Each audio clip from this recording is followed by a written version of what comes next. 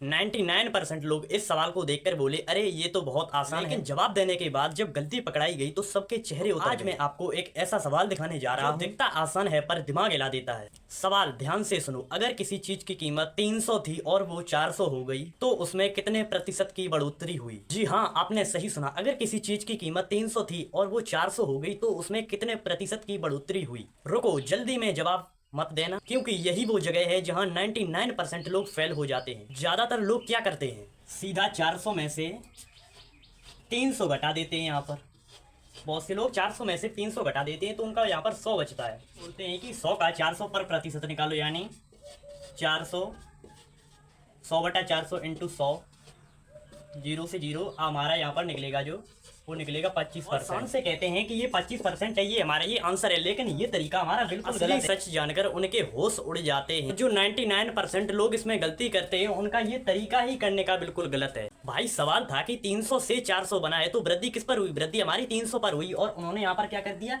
कि 400 में से 300 घटा दिया तो यहाँ पर 100 बचा, और 100 का 400 पर उन्होंने प्रतिशत निकाल दिया तो 25% ये आंसर आया। बिल्कुल ये गलत आंसर आया। 100 से हमारे 400 बन रहे हैं तो वृद्धि हमारी हो रही है वो हमारी 300 पर हो रही है, क्योंकि 300 से मुझे 400 बनाने हैं। 300 से जब 400 बनाएंगे तो वृद्धि हमारी 300 पर होगी, तो 300 पर ही हम प्रतिशत की गणना का जो हल करने का सही तरीका है, क्योंकि मुझे 300 से मुझे सीधे 400 बनाने हैं। तो यहाँ पर हम देख सकते हैं कि 300 में कितने ऐड करें कि 400 बन जाए। 300 में अगर हम 100 ऐड कर देंगे, यानी 100 की इसमें अगर बढ़ोतरी हो जाएगी तो हमारे यहाँ पर 400 हो जाएंगे। अगर इसमें 100 ऐड कर दें तो यहाँ पर कितने हो जाएंगे? 400। वही तो इस क्वेश्चन में कहा गया है कि 300 में कितने प्रतिशत जोड़ें कि वो 400 बन जाए, यानी 300 रुपये हैं हमारे, उसमें कितने प्रतिशत की बढ़ोतरी होगी जब वो 400 रुपये बन जाएंगे?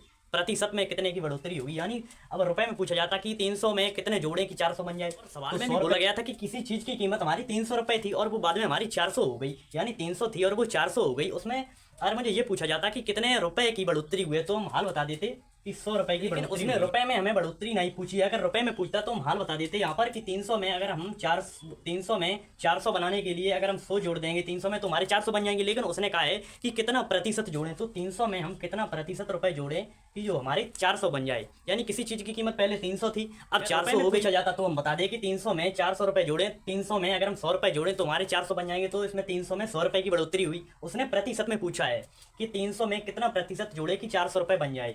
तो यहाँ पर हम सबसे पहले 300 100 का हम 300 में प्रतिशत निकालेंगे, तो 300 100 के बटे में कर लेंगे और यहाँ पर हम लिखेंगे 100%। यहाँ पर परसेंट चलता है इस संग में, तो यहाँ पर इसे हम 0 से 0 खत्म कर देंगे। यहाँ पर 3 का भाग हम 100 में देंगे, भाग जब हम 100 में देंगे तो यहाँ पर 33.33% ये हमारा उत्तर हो जाएगा, क्योंकि इतना परसेंट रुपए अगर हम 300 में जोड़ देंगे तो हमारे 400 रुपये बन जाएंगे। यानी किसी चीज़ की कीमत पहले हमारी 300 रुपये थी अब वो 400 हो गई, तो उसमें जो वृद्धि हुई है, रुपए की वृद्धि पूछी जाती तो 100 रुपये कह देते हम।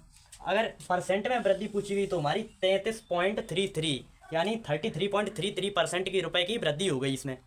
तो ये हमारा सही आंसर। और जो 25% वाले जो 99% लोग इसमें गलत करते हैं वो इसमें 100 में हम 400 का प्रतिशत निकाल देते हैं, लेकिन जिसमें वृद्धि की जाती है इसमें वृद्धि होती है 300 में, तो इसमें हम प्रतिशत निकालेंगे 300 में, अन्यथा 400 में नहीं निकालेंगे। तो हमारा सवाल ये होता है मैथ्स का खेल। यहाँ पर नंबर तो वही रहते हैं लेकिन नजरिया बदलते ही खेल बदल जाता है, और ऐसे सवालों से ही रियल जीनियस निकलते हैं। अगर आपको भी ऐसे माइंड ब्लॉकिंग सवाल पसंद हैं तो सब्सक्राइब करो कंस्क्वेंट क्लासेस, और जाते जाते कमेंट में इस सवाल का जवाब दो।